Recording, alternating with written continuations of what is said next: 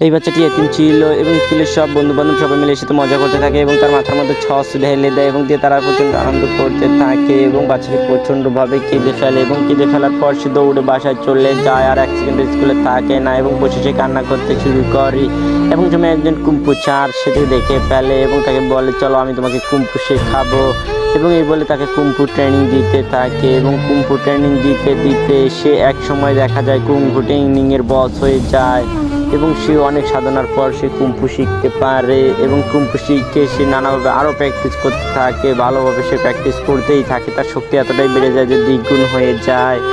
এবং তার স্যারকে এবং আরেকদিন সে স্কুলে গেল স্কুলে যাওয়ার পর সেই বন্ধু বান্ধব সবাই মজা করতো এখন সবার সাথে সে ফাইট করে